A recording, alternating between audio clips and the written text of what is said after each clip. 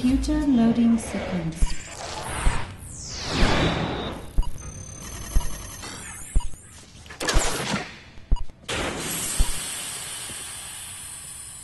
When I came out of school, I wasn't really sure what I was going to do, and so I had some ridiculous notion from those what were those classes called? Career guidance. I had a career guidance teacher that said to me, "You will be a civil engineer." I said, "Okay, I'll be a civil engineer." So I got a bursary from Water Affairs, and then when I was in the army, I had this epiphany. I saw myself walking along a dam wall in the middle of the Free State wearing a light blue safari suit and long socks, comb, felskin. And I thought, oh, that doesn't quite look like me, you know. That's not what I think I'd like to wear to work every day. So I suddenly realized, civil engineering wasn't going to be it. And then I applied for a bursary at a local textile factory. And they very graciously sent me to Leeds to study textile designing. And I graduated with an honours degree in textile design and worked as a textile designer for quite a few years in a textile factory in Worcester and then later in Cape Town. And I always kind of just imagined, the songwriting and the performing was, something I would do on the side. It was where my passion was. But and then the hobby just became a career. If I look back, right from a very young age, from about the age of 5-6 years old, I was out there, with my opa's ukulele and entertaining. So I loved entertaining people, and then I started to work with words. As a teenager, I was interested in poetry and writing stories and stuff like that. And although I was in a kind of learning rock and roll and playing guitar in a rock band, I didn't put the words, the sort of the poetry and the rock music didn't quite go together until right at the end of my my schooling. I started to think, okay, maybe I should try and write some songs. And so I wrote some really awful, horrible songs in my matric year, kind of trying to sound like Procol Harum, pretentious crap. I can remember one line, like sailing on the Bay of Tranquility or some kind of, trying to. I think a lot of songs at that time were drug inspired or drug induced inspiration, and in Worcester where I was growing up, had no access to those kind of drugs, and trying to write the same kind of songs. The stories come very much from, you pull bits and pieces from various stages of your life. This is, I suppose, a lot of the time I write about people. So I start with some kind of idea of a person, a character. And the process for me is I'm like an actor. I try and become the character.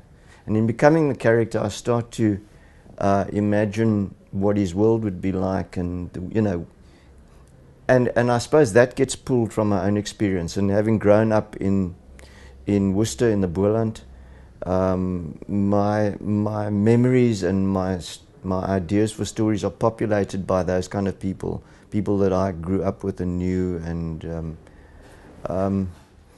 so at one point in my life, I was running away from that background.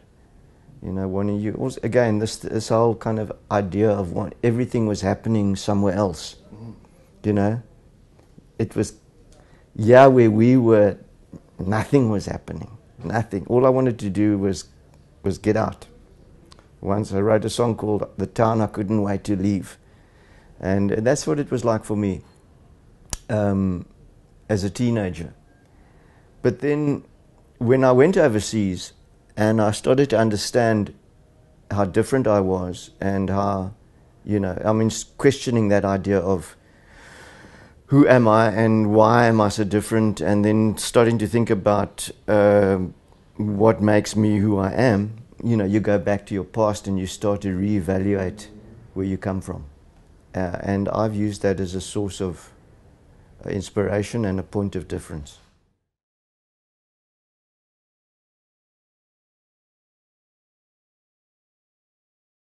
Well, I suppose the most accurate or most real life guy, and which turned into a hit, was an old guy who lives in Ladysmith called Stanley de Wit, and it's an area where my father comes from, and another writer friend of mine, Abraham de Vries, he wrote a short story about Stanley, because Stanley is still alive, but years ago he was quite an eccentric sort of guy and a good storyteller. He was the guy that gave the mountain in Ladysmith, which is called Toerberg, he gave it a present. He put a little star on the mountain, so at night the little star would shine from that mountain, which was a dynamo he erected on the mountain. Anyway, so Stanley used to tell the story about how he went to Karlitsdorp with his father to fetch a cow, to buy a cow. And it's a very amusing story, and I wrote a song about that called Stanley in the Koei. And so that is a specific story about a specific person. The other stories, like Blokkies Joubert, kind of pulled out of images from like my uncle and my father and people that that I knew, and you kind of do a Frankenstein on the character.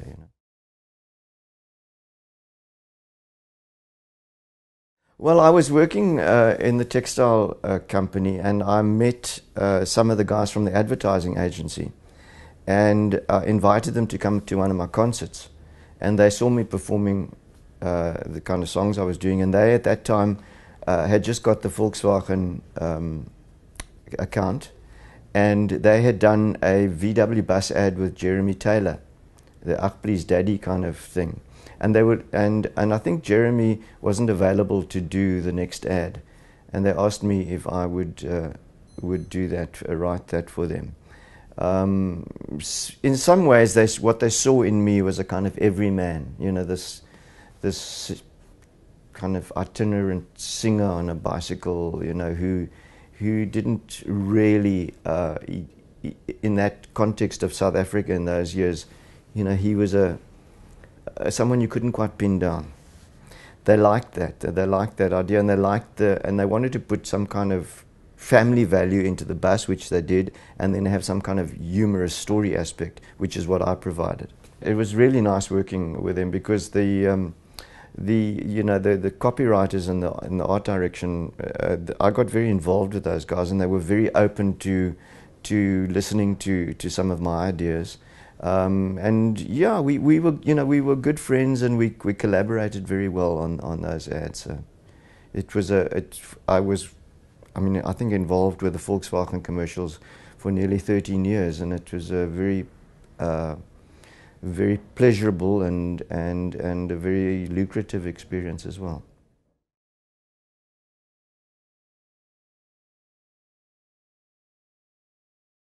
Yeah, the book has been quite a long time in the making. The authors, David de Villiers and Tilla Slubbert, spent quite a few years researching all of this material. And I must say I'm really pleased. I'm pleased with the result, because all of their hard work kind of has pulled this whole story of my life and my work and laid it out very concisely and very clearly. So it wasn't daunting for me, other than I had to make myself available to quite a lot of interviews, and a lot of we did assist with a lot of the research. I was less guarded than I normally would be with interviews.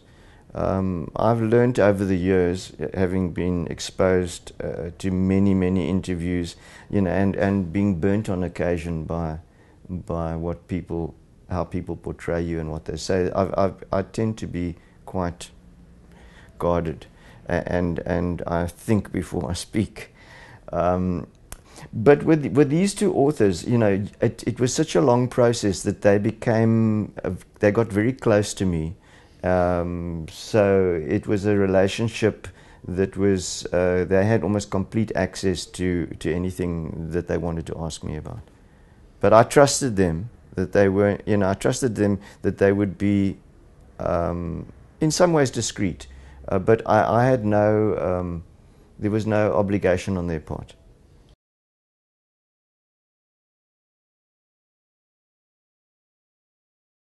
Yeah, there's a persona. There's a David Kramer persona. And that for me, that's very important, because otherwise you go insane. At one time, I think I did. I created the persona, which is a stage technique. To go on stage and be this this extroverted person who tells stories and entertains and so on, is a very different person to me, who sits behind a desk or with a guitar in my hand and dreams up the stories and thinks. And I have a comedic persona on stage and a very serious kind of person off stage. So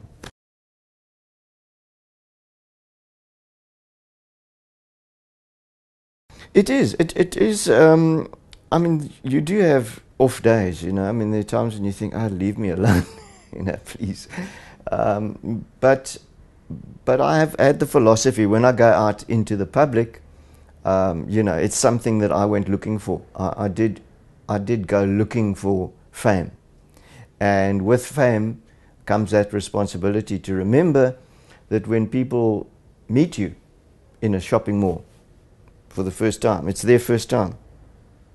And it's the first time that they think they're cracking a really good joke about something, about your red shoes or whatever it might be. So I try and keep my humor about that, despite the fact that it goes on and on and on and on.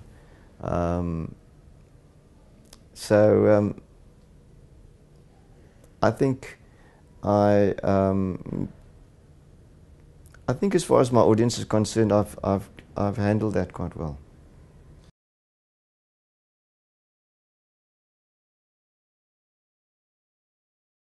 Some like it fraught.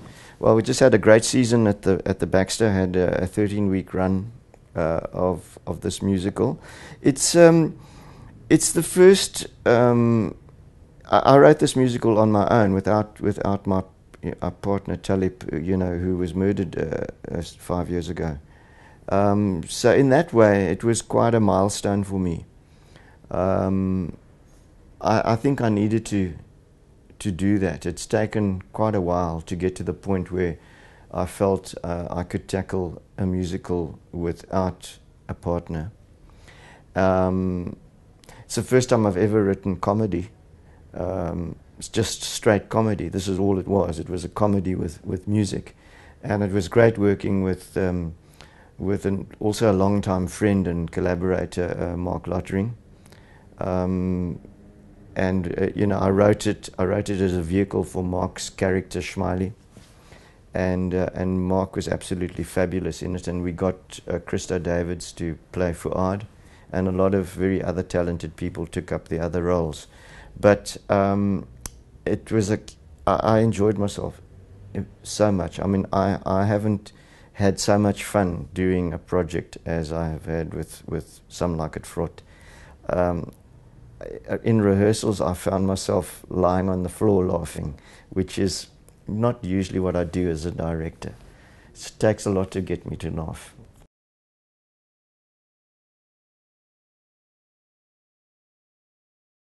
At the moment, Fraught has been packed away. I would like to revive it at some point. Yeah, I think we've packed it away so that it can be revived. But it's one of those musicals again, which, because it's got fairly high-profile people in it, everyone has to be available, and the Southeast has to be blowing in the right direction. Well, the new exciting project is I start rehearsals on Cut and the Kings in a very short space of time. I have a lovely new young company. This is the exciting part about it. Discovered some fantastic new talent to take up where the others left off. You know, Cut and the Kings was first staged in 1995, and we were busy with, Talib and I were busy with that until 2005. It was a long running musical, and it achieved great success. So I've been away from it for a number of years, and it's going to be very exciting for me to revisit that and kind of reinvent that for myself. I think what drives me is a certain amount of curiosity, and you know, whenever I've written a song, I think,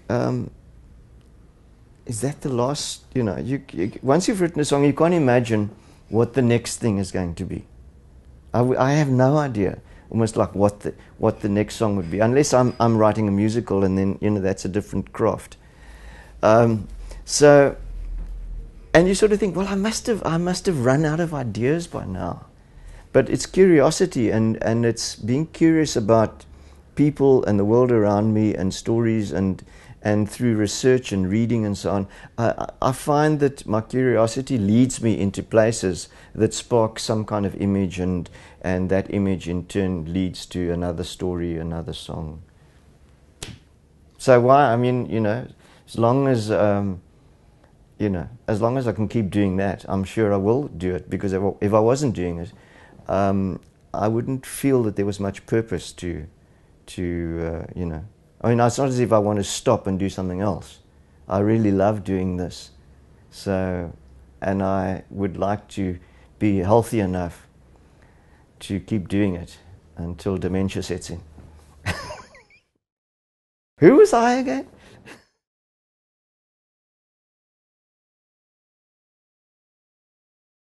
I do like early morning walks, and I keep a notebook. Sometimes after the walk I would go and have breakfast, and I'd write in my notebook. And my notebook is about kind of keeping track of what I'm thinking about and where the songs are going and so on. But you know, ideas come to you at any point, and often you're driving, or you're walking, or you hear someone say something in passing. So yeah, I think what one has to keep in mind is that you have to be alert to ideas. If an idea comes to you, you need to recognize it and then see if you can do something with it. I remember being in the shower when I got the idea for Stoksila Leon. I just had that. I started to think about rhymes with like the double negative in Afrikaans. Willie, you know what rhymes? If you would say wilnie, Willie, tilly, Willie, tilly, you know, those kind of things, those negative rhymes. And ek vra vir, how does it go? Ek vra vir Tilly, maar Tilly sê sy Willie. Miskien wil haar sissie, maar haar sissie is die Lissy. So that was just that, playing with those rhymes, and I saw the potential for a song in that.